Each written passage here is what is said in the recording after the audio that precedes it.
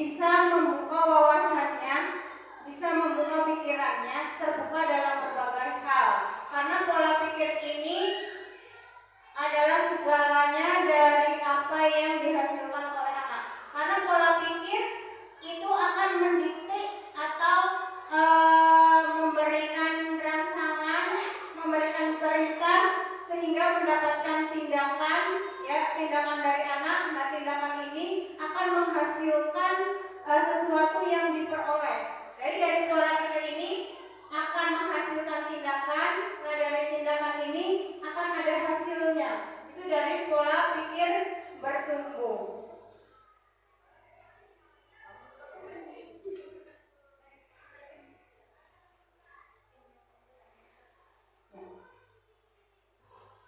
Nah, jenis-jenis pola pikir itu ada dua jenis, yaitu ada yang namanya growth mindset dan fixed mindset. Kalau growth mindset itu pemikiran yang bisa berubah, kalau fixed mindset itu pemikiran yang tidak berubah. Nah, biasanya anak itu kalau sudah dari awalnya A-nya bulat, ya A-nya bulat, itu sampai kapanpun dinamakannya A bulat. Sedangkan A sendiri tidak hanya yang berbentuk bulat, tapi ada yang ada perut di belakang, ada yang A besar, ya A di luar, itulah istilahnya. Nah, itu ada yang di fixed mindset-nya. Jadi tugas gurunya ini harus bisa merubah dari fixed mindset ini menjadi growth mindset. Jadi kita terangkan kepada anak karena bentuk A yang tadi itu tidak bentukannya seperti itu saja, atau yang A-nya bulat saja. Nah, biasanya kalau sudah awalnya diajarin A bulat, maka akan berkelanjutan itu A bulat. Nah, sedangkan A yang kapital pun kita butuhkan dalam pembelajaran. Nah, itu tugas guru untuk merubah dari fixed mindset menjadi growth mindset itu. Lalu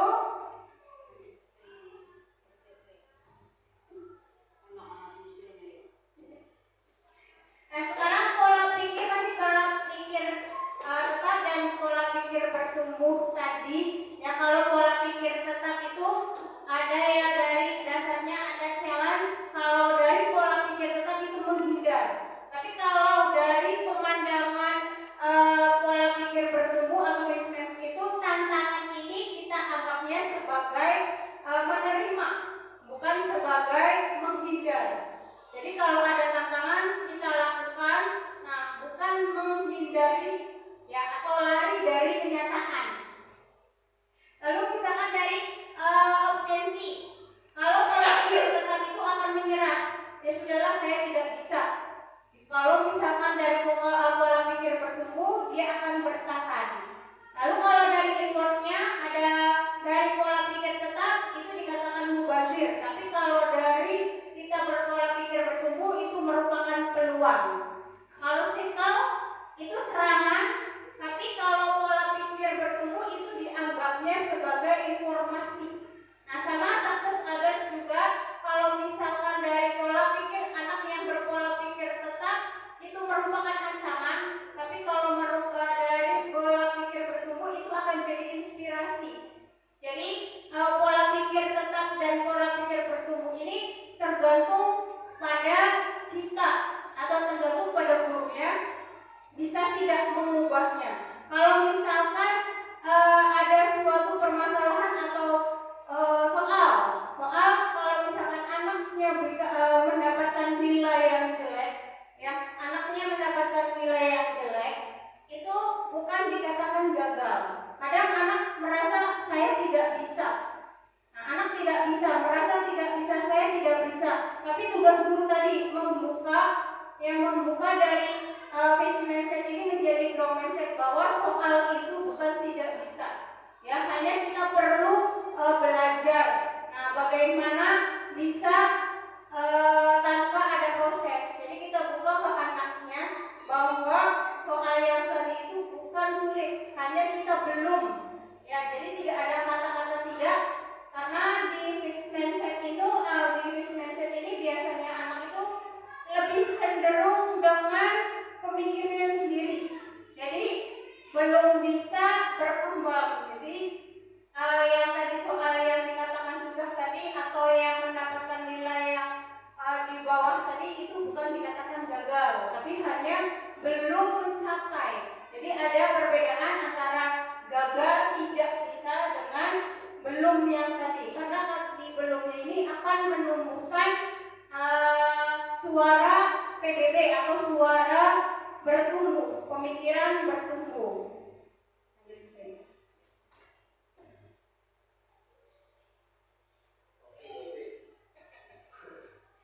Nah, ini dari contoh di antaranya ada suara pola berpikir tetap dan suara pola berpikir bertumbuh. Tadi kalau saya gagal berarti saya tidak mampu.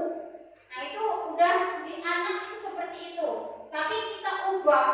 Ya, jadi kalau saya gagal berarti harus belajar lagi, mencoba lagi. Nah, ada kata-kata mencoba lagi, bukan tidak mampu, karena tidak dengan belum tadi ya itu berbeda. Kalau kita katakan ke anak kamu bodoh misalkan, nah itu sebenarnya tidak bodoh.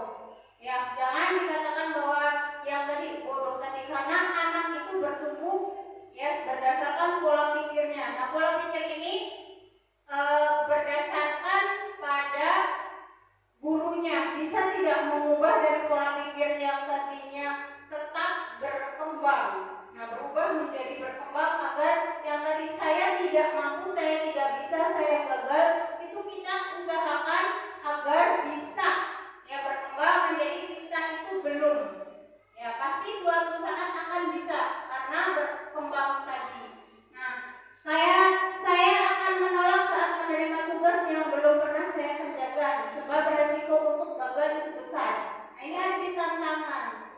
Kalau yang berpikir tetap itu sebagai yang tadi, ya tidak bisa menerima tantangan, jadi akan menghindar, dia tidak akan mau memilih atau mengerjakannya. Tapi kalau yang bertumbuh itu saya akan menerima pekerjaan walaupun belum pernah, jadi mau mencoba. Ini ya diantaranya contoh suara pola pikir tetap dengan suara pikir bertumbuh. Karena masih banyak contoh-contoh yang lain di sekitar kita. Sebagai guru ya wajib kita harus bisa mengubah tadi pola pikir tetapnya, akan bisa bertumbuh tadi agar anak-anak bisa menerima, karena perkembangan zaman itu semakin pesat. Jadi anak-anak harus bisa menerima keadaan. Nah, yang tadi menerima tantangan tadi dan memberikan optimisme. Jadi tidak ditetapkan kepada pola pikir tetapnya, tapi lebih mempola pikir pola bertumbuhnya. Tuh.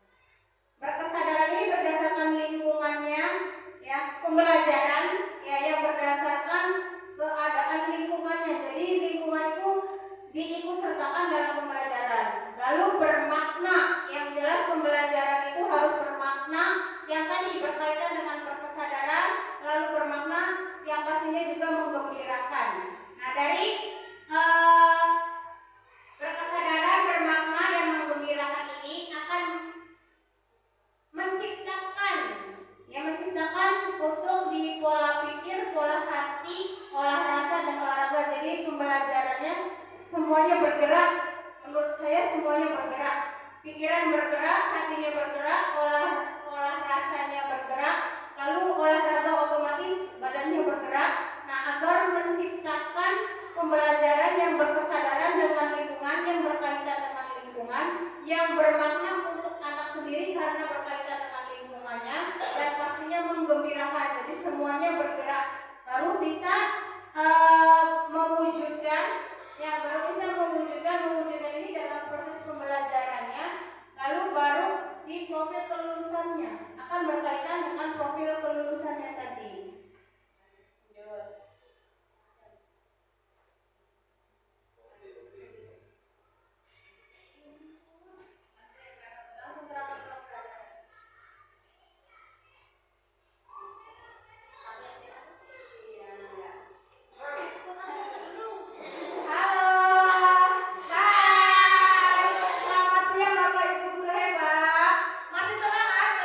Pembelajaran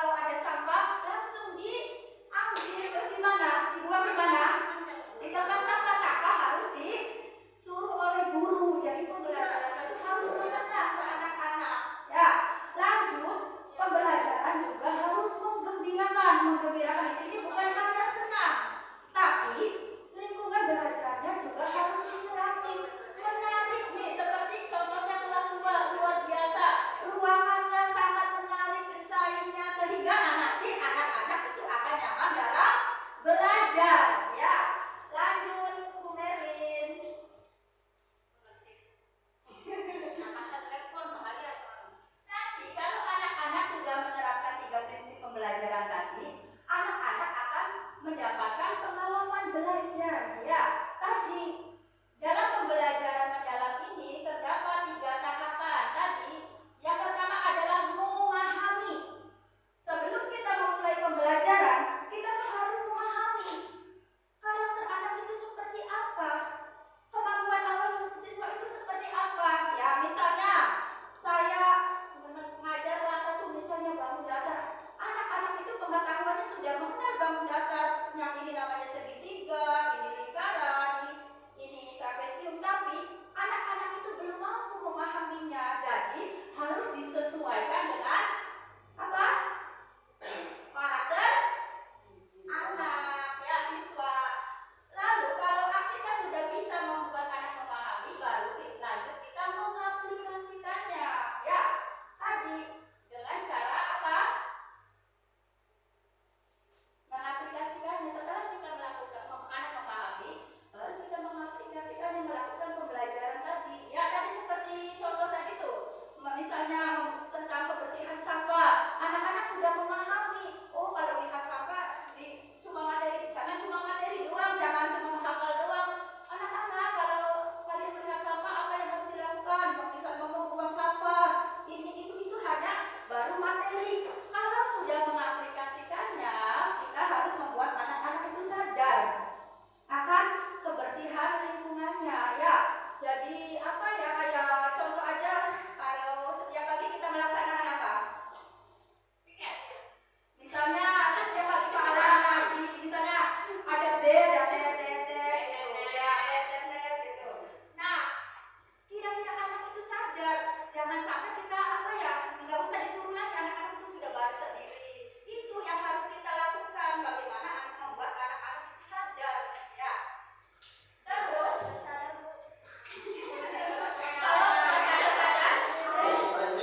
saya sudah punya seniornya kemarin, ada yang bisa menangani kelas rendah tuh, yang itu tuh ya.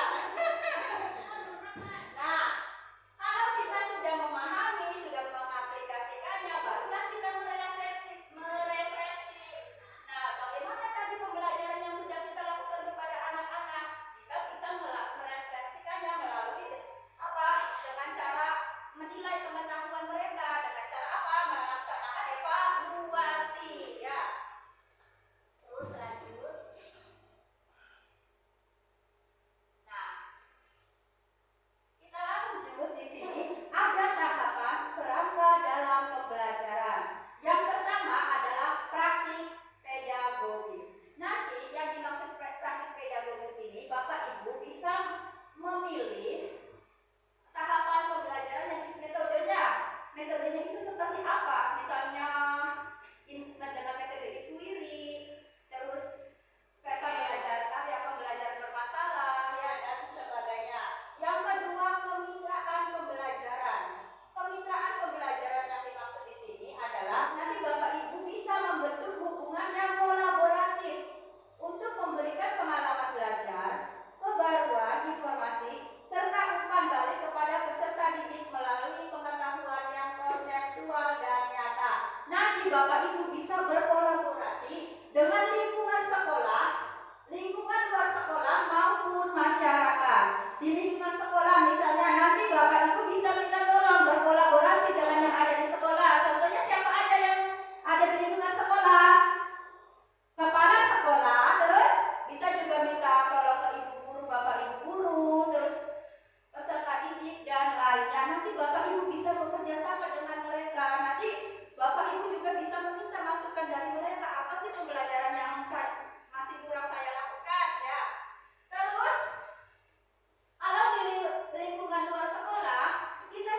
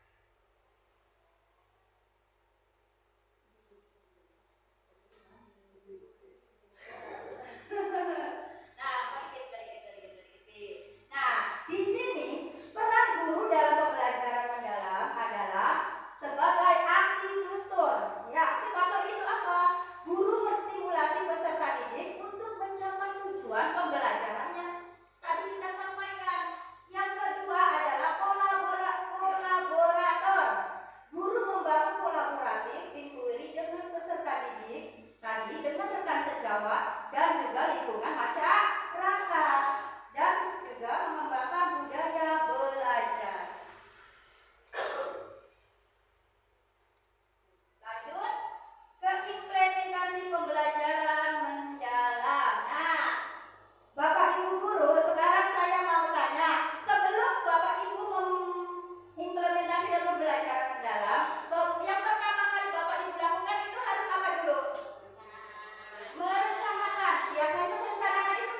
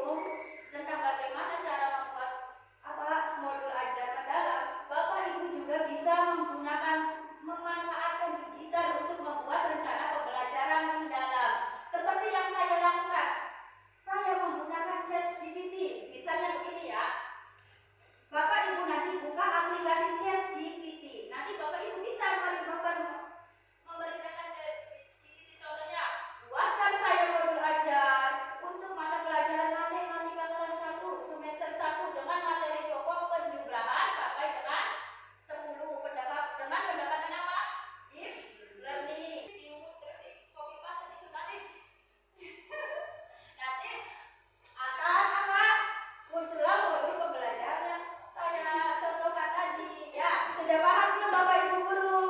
Paham. Mungkin ada pertanyaan? Kalau nggak ada, saya tutup. Enggak? Ya. Bu, boleh pertanyaan Bu? Anggap hasil foto ini. Nah, Bapak Ibu kan secara simpel saja untuk membuat RPP kalau zaman dulu dan zaman sekarang sepertinya sama menurut kita ya. Sama, hanya ada penambahan yang lebih detail. Kalau menurut saya lebih detail. Nah, kalau misalkan contoh ini dari yang sudah ada selain yang dari Ibu Sri tadi, ini kerangka bisa dikatakan kerangka kasar lah ya, bisa ditambahin dengan ide-ide kreatif Bapak dan Ibu yang tadi pola berpikir bertumbuhnya tadi. Nah, kalau yang ada ini RPP yang sekarang itu lebih memunculkan dimensi kelulusannya, Bu. Jadi profil kelulusan itu kita munculkan di setiap RPP. Jadi setiap pembelajaran itu harus ada tujuan dari dimensi profil kelulusannya. Jadi kalau setiap pembelajaran itu memunculkan profil kelulusan. Kalau di sini misalkan kreativitas, komunikasi, dan kolaborasi. Nah, ini akan berkaitan dengan proses pembelajaran. Sebenarnya sih sama, cuma lebih detail tadi. Kalau yang dulu-dulu kemarin-kemarin zaman Bang Ola boleh memunculkan profilnya ya Bu Haji ya. Nah, yang penting penyampaian menyenangkan, bermakna, sama sebenarnya. Nah, cuma kalau yang RPP sekarang itu profil kelulusannya yang ditekankan itu setiap pembelajaran itu apa harus muncul. Nah, lalu tujuan pembelajaran seperti biasa ada praktek pedagogis itu ada ya, bisa basic learning dan segalanya. Nah, lingkungan pembelajaran yang tadi kemitraan tadi bisa digunakan sama bisa minta tolong ke rekan sejawat, kepala sekolah atau lingkungan sekitar rumah. Lalu ada pemanfaatan digital karena sekarang digital lagi booming. Nah, kita bisa manfaatkan video, YouTube atau dan segalanya. Kalau zaman dulu mah nggak ada YouTube ya Bu Haji, gambar langsung.